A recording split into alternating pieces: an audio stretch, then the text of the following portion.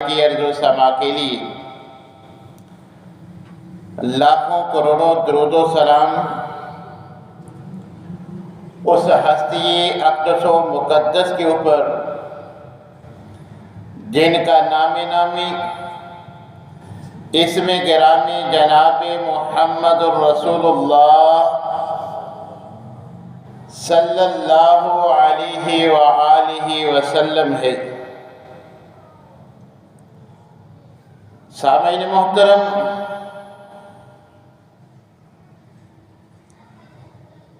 جمادی الثانی کا مہینہ اختتام ہونے کو ہے۔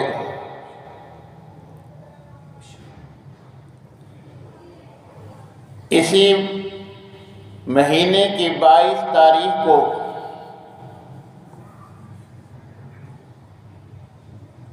نبی کریم علیہ الصلاۃ والسلام کے بعد آپ کے اصحاب میں سے سب سے افضل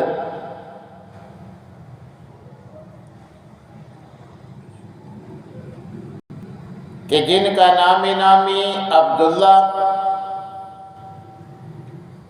اور کنیت ابو بکر،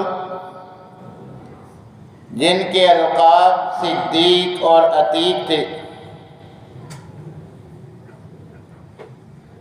وہ اس دنیا سے رخصت ہوئے۔ تو آج ہم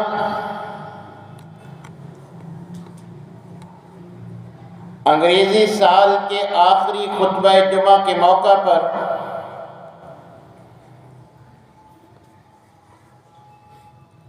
امت محمدیہ میں سے افضل ترین انسان کی زندگی کا جائزہ لیں گے۔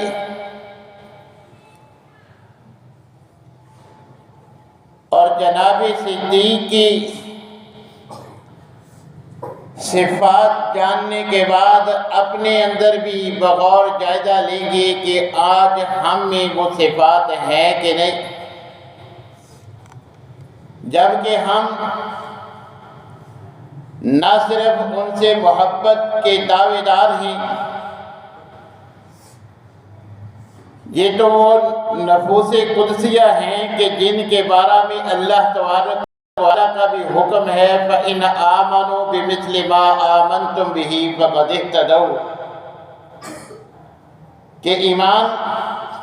اور طرز عمل ان جیسا ہوگا تو ہدایت پاؤ گی، کہ جن نفوس قدسیہ کے بارے میں زبان رسالت سے نبی کریم علیہ السلام نے فرمایا ہے کہ علیکم بسنتی و سنت الخلفاء الراشدین المہدیین، کہ تم پر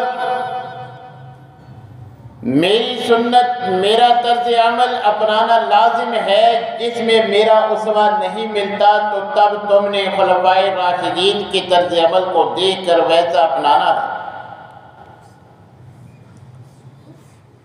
مگر افسوس کہ آج ہم ان صحابہ کرام سے محبت کا دعویٰ تو کرتے ہیں، نہ ہمارا ایمان ان جیسا، نہ ہمارا عمل ان جیسا۔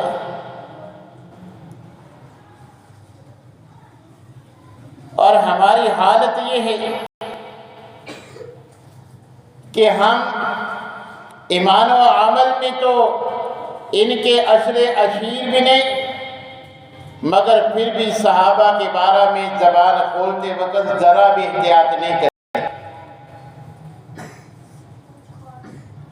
تو جو ہمیں شریعت کا حکم ہے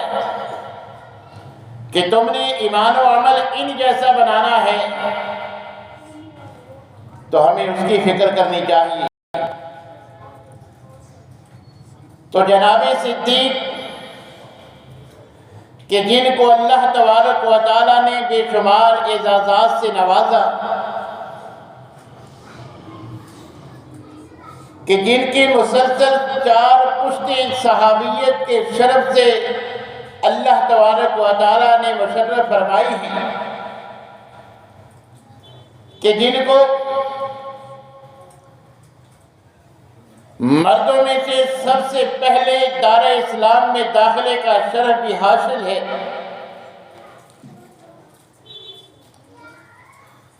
نبی کریم علیہ الصلوۃ والسلام کے پہلے خلیفہ اور خلیفہ رسول ہونے کا اعزاز بھی حاصل، اور امام الانبیاء خاتم النبیین کے سسر ہونے کا اعزاز بھی اللہ نے آپ کو بخشا، کہ جن کا انفرادی اعزاز یہ ہے کہ نہ صرف خود صحابی رسول، ان کے والد بھی، ان کے بیٹے، ان کی بیٹی، نہ صرف صحابیہ بلکہ ام المومنین کے شرف سے اللہ تبارک و تعالیٰ نے مشرف کی۔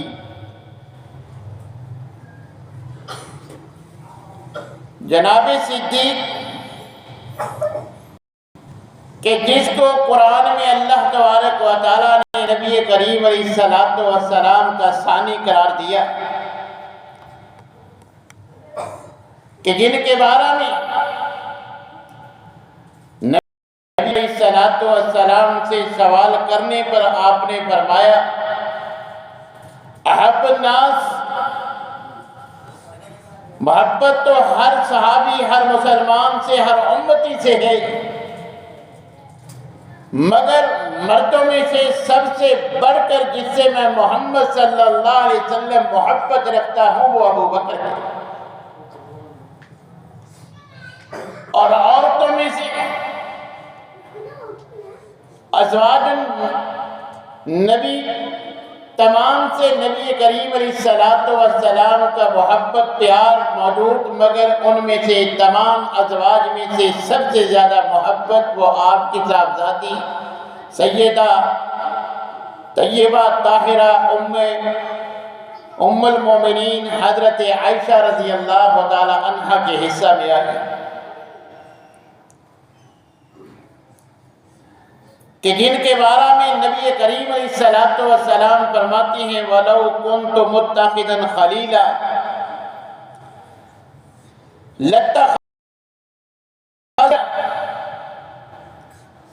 اگر میں دنیا میں کسی کو دلی دوست رازدان بناتا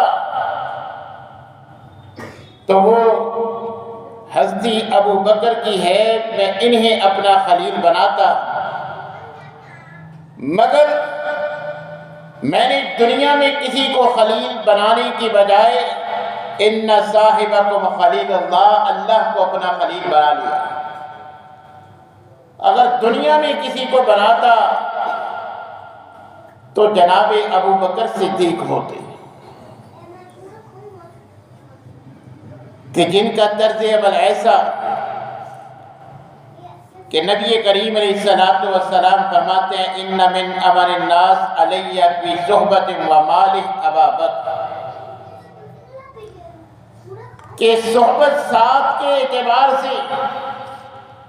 اور مالی تعاون کے اعتبار سے سب سے زیادہ جس کے احسانات مجھ محمد صلی اللہ علیہ وسلم پر ہیں وہ ابو بکر ہے۔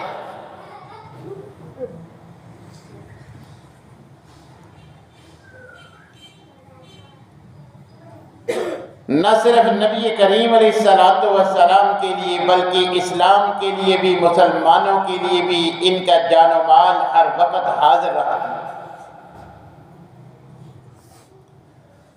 اور اللہ کے راستے میں صدقہ کرنے کا اس قدر جوش ولولہ کہ جناب عمر جو ذہن میں یہ بات بٹھا لیتی ہیں کہ جناب صدیق ہر مرتبہ خیر کے کام میں اے عمر تجھ سے بڑھ جاتے ہیں، آج تیرے پاس مال موجود ہے، نبی کریم علیہ الصلوۃ والسلام نے آج اسلام کے لیے، اللہ کی رضا کے لیے خرچ کرنے کی اپیل کی ہے، اے عمر ہر مرتبہ جناب صدیق تجھ سے بڑھ جاتے ہیں، آج تو مال رکھتا ہے، آج موقع ہے جناب صدیق سے بڑھنے کا۔ یہ بات ذہن میں لے کر اللہ کا دیا ہوا جو تھا اس میں سے نصف جو ہے وہ اللہ کے راستے میں صدقہ کر دیتے ہیں۔ تو جب جناب صدیق سے نبی کریم علیہ السلام نے پوچھا کہ آپ بھی گھر بار والے ہیں، اولاد ہے، بال بچوں کے لیے تم نے کتنا چھوڑا ہے؟ تو جناب صدیق جواب دیتے ہیں ابقیت لہم اللہ و رسولہ، صرف اللہ اور اس کے رسول کی محبت چھوڑی ہے، جو اللہ نے دیا تھا آج اللہ کے راستے میں بات، جو گھر میں نظر آیا۔ آپ نے دین کے لیے ضرورت کا ذکر کیا، ابو بکر کو اللہ نے جس سے نوازا، اللہ رسول کی محبت گھر میں چھوڑی، باقی جو میسر تھا سب کچھ اللہ کے راستے میں خرچ کر دیا۔ اس موقع پر جناب عمر فرماتے ہیں کہ ابو بکر، عمر کبھی بھی خیر کے کام میں تجھ سے آگے نہیں بڑھ سکتا، آج نیت تھی، خواہش تھی، میں نے تو اپنے حساب سے آدھا اپنا مال خرچ کر کے یہ سمجھا تھا کہ میں آپ سے زیادہ خرچ کرنے والا بن جاؤں گا، مگر اب مجھے یقین ہو گیا کبھی بھی خیر کے کام میں عمر ابو بکر سے نہیں بڑھ سکتا۔ تو جناب ابو بکر صدیق رضی اللہ تعالیٰ جن سے ہم محبت کا دعویٰ تو کرتے ہیں کہ تمام صحابہ میں سے اہل سنہ کے قطعی عقیدے کے مطابق وہ سب سے افضل ہیں، ان سے صرف پیار محبت کا دعویٰ ہی نہیں، ان میں وہ 80 صفات کہ جن کی بنا پر اللہ ان سے راضی ہوا، اگر ہم بھی اپنائیں گے تو اللہ ہم سے راضی ہو جائے گا، ہمیں بھی ان کی طرح جو ہے وہ جنت میں داخلہ نصیب ہوگا۔ جناب ابو بکر کہ جن کو زبان رسالت سے گارنٹی مل جاتی ہے کہ تم جہنم سے آزاد کردہ ہو، جن کو زبان رسالت سے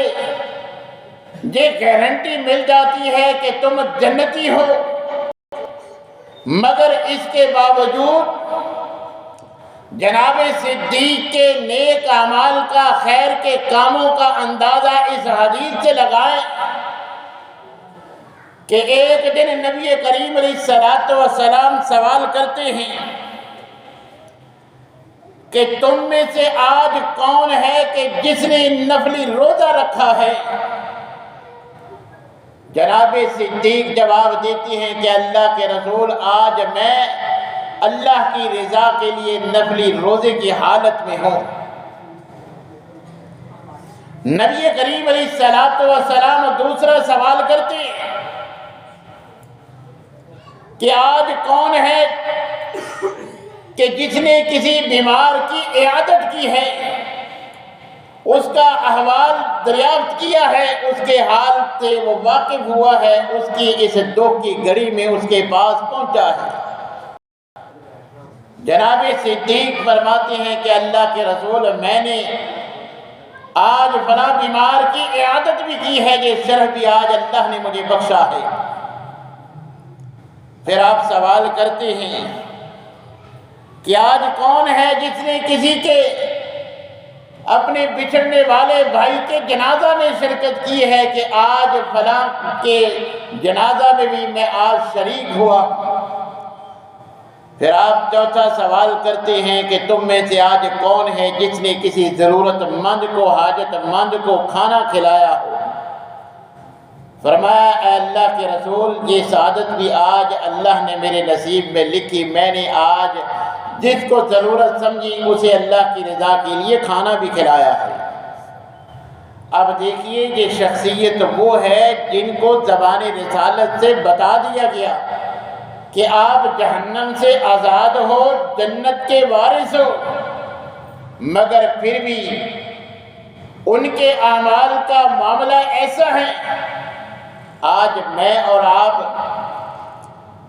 حج عمرہ کر لیتے ہیں تو ہم اپنے آپ کو جنت کا ٹھیکیدار سمجھ لیتے ہیں، اور جو کوئی اپنے آپ کے ساتھ صاحب لاحق اپنی مرضی سے لگا لے کہ میں پیر زادہ ہوں، میں فلاں زادہ ہوں، میں سید ہوں، وہی یہ سمجھ لیتا ہے کہ اب سیدین کے ساتھ میرا نسبت اور میرا سلسلہ جڑ چکا ہے، مجھے نیکی کی اب کیا ضرورت ہے، جنت کے وارث ہے، ہمیں جنت نہیں ملنی تو کسے ملنی ہے۔ کوئی نیک کام کر لیتے ہیں،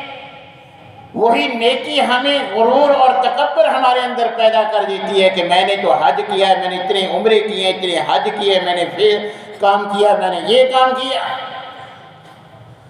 جبکہ جناب صدیق جن کو زبان رسالت سے گارنٹی مل چکی ہے کہ تم جہنم سے آزاد ہو، جنت کے وارث ہو، پھر بھی وہ ضرورت مندوں کو کھانا کھلاتے ہیں، نفلی روزوں کا اہتمام کرتے ہیں، مرنے والوں کی نماز جنازہ پڑھتے ہیں۔ اور یہ ایسی صفات ہے کہ جن کے سننے کے بعد نبی کریم علیہ السلام نے جب چاروں سوال کے جواب ملے تو فرمایا کہ جس میں یہ چاروں خوبیاں جمع ہو جائیں ایسا انسان یقیناً جنتی ہے۔ اب زبان رسالت سے ہمارے لیے بھی گارنٹی مل گئی کہ جو نفلی روزے رکھتا ہو، اگر کوئی بیمار ہو جائے اس کی عیادت کرنے کی اس کی عادت ہو۔ آج جس دور سے ہم گزر رہے ہیں، خونی رشتے دار ہیں، ایک چھت کے نیچے ہیں، صرف چند کمروں کا یا ایک منزل کا چند سیڑھیوں کا فاصلہ ہے، بوڑھی ماں اپنے کمرے میں بیمار ہے، ہم دنیا میں اپنی نوکری اپنے کاروبار میں اتنا جو ہے وہ مصروف ہیں، کئی دن ماں کا باپ کا جو بڑھاپے کی بنا پہ بیماری کی بنا پہ بستر ہے اس کا حال دریافت کرنا ہمیں کئی دن جو ہے وہ یاد نہیں رہتا۔ حالانکہ اس عمل کی فضیلت نبی کریم علیہ السلام نے فرمائی، صبح کو کسی بیمار کی گھر میں ہو، کمرے میں ہو، محلے میں ہو، گلی میں ہو، جس مسلمان کی بیماری کا علم ہوتا ہے اس کی عیادت کرنے پر صبح کو یہ کام کر لیتا ہے، شام تک 70,000 فرشتے اس کی مغفرت کی دعا کرتی ہیں، شام کو کرتا ہے، صبح تک اس کی مغفرت کی دعا کرتی ہیں۔ مگر آج ہم دیکھیں کہ ہمارے گھروں میں جو بیمار ہیں ہم نے کبھی ان کا حال دریافت نہیں کیا۔ ہمیں تو ان کی ادویات گھر نکلنے سے پہلے، آفس جاتے ہوئے، کاروبار پہ جاتے ہوئے ہمیں کہا بھی جاتا ہے کہ امی کی ابو کی یہ دوائیاں ختم ہیں، لیتے آنا، ہمیں وہ بھی یاد نہیں رہتا۔ اور کسی کو کھانا کھلانا، اس کو تو آج ہم اپنے لیے بہت سمجھتے ہیں، مہمان تو بعد کی بات، عزیز رشتہ دار تو بعد کی بات، اپنی سگی بہن جس کو اگرچہ ہم نے وراثت سے حصہ دیا ہو یا نہ دیا ہو، وہ بچوں کو لے کے چھٹیاں گزارنے کے لیے چند دن ہمارے پاس ٹہلنے آ جائے، ہمیں وہ گوارا نہیں۔ اپنے ماں باپ کو بڑھاپے میں ان کی ضروریات پوری کرنا، ان کے کھانے کا انتظام کرنا، اس کو ہم بہت سمجھتے ہیں کہ میں اکیلے نے کوئی ٹھیکہ لے رکھا ہے، اور بھی تو اولاد ہے، دوسرے بھی تو بھائی ہیں، دوسرے بھی تو ہیں، میں کیوں ان کو جو ہے وہ سارے اخراجات اکیلا برداشت کروں، میرے بھی تو بچے ہیں۔ حالانکہ امت کے افضل ترین انسان جن کو زبان رسالت سے گارنٹی مل چکی ہے، تم جہنم سے آزاد کر دیے گئے ہو، تم جنت کے وارث بن چکے ہو، جب نبی صلی اللہ علیہ وسلم سوال کرتی ہیں آج کس نے کسی ضرورت مند کو کھانا کھلایا ہے، وہ کھڑے ہوتے ہیں کہ اللہ کے رسول میں نے یہ کام کیا ہے۔ مال خرچ کرنے کی باری آتی ہے، دیگر صحابہ کی طرح جو اللہ نے دیا ہوتا ہے سب کچھ اللہ کے راستے میں قربان کر دیتی ہیں۔ آج ہم اپنے گریبانوں میں جھانک کر دیتے ہیں کہ صدقہ خیرات تو دور کی بات ہم صحابہ پہ کرتے ہیں، فیصل بن کے ہم جو ہے وہ صحابہ کے بارے میں بحث و تمہیز کرتے ہیں، کہ جن سے ضرورت کے وقت قرض لیتے ہیں وہ واپس کرنے کے لیے تیار نہیں، جن کا حق ہمارے مال میں ہے، وراثت میں سے ان کو حصہ دینے کے لیے تیار نہیں، کسی کو اجرت پہ کوئی مزدور کو ملازم رکھ لیتے ہیں، اگر وہ نافرمانی کر دے تو اس کا حق جو ہے وہ دبا لیتے ہیں، اور باتیں کرتے ہیں صحابہ کے بارے میں، جبکہ صحابہ تو یہ تھے کہ جب ان کو نبی صلی اللہ علیہ وسلم نے بتلایا کہ آج تمہارے مال کی اللہ کے راستے میں ضرورت ہے، گھر میں صرف اللہ اور اس کے رسول کی محبت چھوڑی، جو میسر تھا سب اللہ کے راستے میں قربان کر دیا۔ آپ نے سورہ بقرہ میں پڑھا ہے کہ کفار کہتے تھے انؤمن کما آمن السفہاء، ان کے صحابہ کے بارے میں یہ ریمارکس کیوں تھے؟ وہ ان کے اسی طرح نبی کریم علیہ السلام کی اطاعت میں، دین کے لیے، اللہ کی رضا کے لیے ان کے یہ طرز عمل ہی تھے۔ آج بھی آپ دیکھ لیں کہ اللہ کے راستے میں، اللہ کے کسی گھر، کسی مسجد، مدرسے کے لیے کوئی اپیل کی جائے تو آپ کا ہمسایہ گھر کا سارا سامان جو ہے وہ کسی سواری پہ اکٹھا کر کے لادنا شروع کر دیا، تو آپ اس سے پوچھو کہ بھئی مکان چینج کیا ہے، کس وجہ سے سارا برتن سب کچھ جو ہے وہ تم نے جو ہے وہ اس ریڑھی پہ، رکشے پہ، اس ٹرالی پہ جو ہے وہ سارا رکھنا شروع کر دیا؟ وہ آگے سے جواب دے کہ مسجد میں چندے کی اپیل ہوئی ہے تو میں یہ سارا اللہ کے راستے میں جو ہے وہ صدقہ کرنے کے لیے لے کے جا رہا ہوں، تو آپ کا پہلا زبان سے جملہ کیا ہوگا کہ یہ پاگل ہے۔ دوسرا محلے دار آپ سے پوچھے گا کہ بھئی کیا ہوا، مکان خالی کر رہا ہے؟ وہ کہے گا نہیں کچھ نہیں، بس ویسے ہی پاگل ہو گیا، اس کا دماغ خراب ہو گیا۔ پھر مسجد میں چندے کی اپیل ہوئی ہے، 100 دے دے، 500 دے دے، 10 دے دے، 1000 دے دے، اب یہ ایسا پاگل ہے کہ سارا سامان اکٹھا کر کے مسجد میں لے کے جا رہا ہے کہ مسجد کو ضرورت ہے۔ تو یہ کفار بھی جب صحابہ کا یہ طرز عمل دیکھتے نا کہ جیسے جناب صدیق نے گھر میں جو تھا اللہ کے راستے میں قربان کر دیا ہے، وہ سمجھتے تھے کہ ایمان کا لے کے آگے یہ تو پاگل ہے، کہ نبی صلی اللہ علیہ وسلم نے جو ہے وہ ان سے تقاضا کیا تو یہ سارا کچھ اس پہ لٹانے چلے گئے، تو یہ تو ایسے پاگل ہیں، ان کو اپنی فکر ہی نہیں ہے، اپنے بچوں کی فکر ہی نہیں ہے، اپنے مستقبل کی فکر ہی نہیں ہے، یہ دور اندیش نہیں ہے۔ تو یہ ان کا اللہ کے راستے میں صدقہ خیرات کرنے کا طرز عمل تھا، جس بنا پہ کفار سمجھتے تھے کہ ہم سمجھدار ہیں جو بچا کے رکھتے ہیں، فیوچر کے لیے پلاننگ کرتے ہیں، یہ کیا ہے، بس جنت پتہ نہیں ملی ہے کہ نہیں، بس جنت کے نام پہ سب کچھ لٹا رہے ہیں۔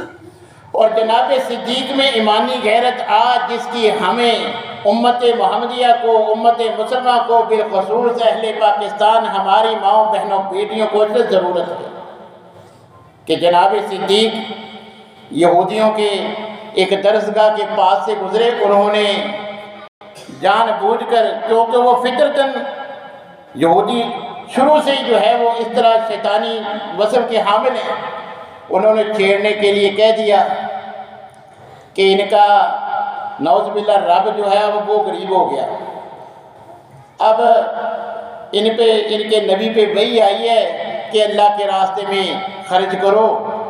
اللہ کو تمہارے مال کی ضرورت ہے۔ اس نے جب یہ نازیبہ کلمات زبان سے نکالے، جناب صدیق کی غیرت نے گوارا نہ کیا، فوراً اس کے تھپڑ رسید کیا۔ اب وہ یہودی تھے، اس وقت اکیلے جناب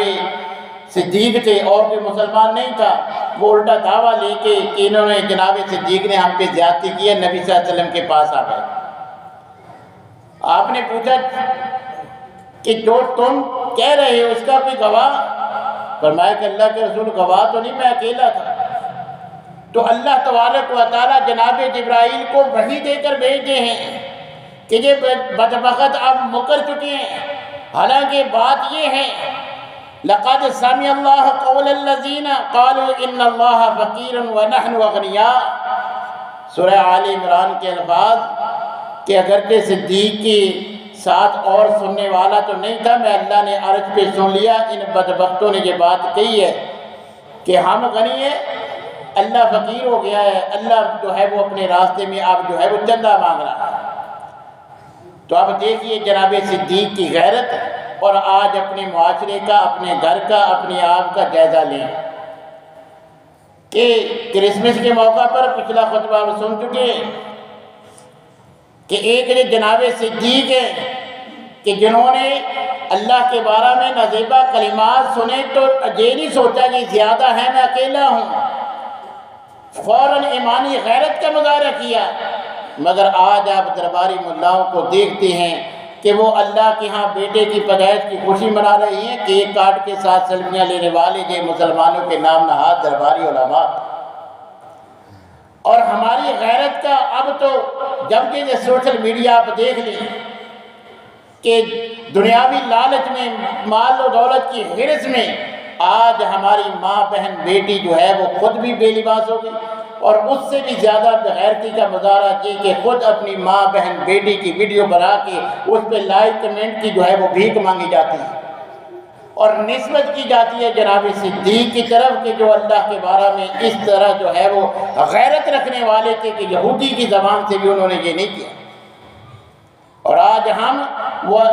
اتنی سخت بات آپ گزشتہ خطبہ میں سن چکے ہیں، ہم ان کی جو ہے وہ ان تقریبات میں جانے سے گریز نہیں کرتے۔ تو اگر ہم چاہتے ہیں کہ جیسے جناب صدیق سے اللہ راضی ہوا، وہ امت کے افضل ترین انسان تھے، آج اس انگریزی سال کے آخری خطبہ جمعہ پر ہمیں آئندہ آنے والے سال کے لیے تہیہ کر لینا چاہیے کہ یہ ساری صفات کہ جن کی بنا پر اللہ صحابہ سے راضی ہوا، ہم بھی یہ صفات اپنائیں گے تاکہ اللہ ہم سے بھی راضی ہو جائے، ہمارا ایمان بھی صحابہ جیسا ہو جائے، ہمارا عمل بھی صحابہ جیسا ہو جائے، ہم اسی طرح غیرت مند مسلمان بن جائیں، قرآن سے اور پیغمبر سے اسی طرح تعلق رکھنے والے بن جائیں، تو انشاءاللہ العزیز اللہ ہم سے بھی راضی ہو جائے گا اور صحابہ کے ساتھ جنت میں داخلہ بھی نصیب فرمائے گا۔ اللہ تبارک و تعالی ہمیں صحابہ کرام کے نقش قدم پہ چلنے کی توفیق عنایت فرمائے۔ وآخر دعوانا الحمدللہ۔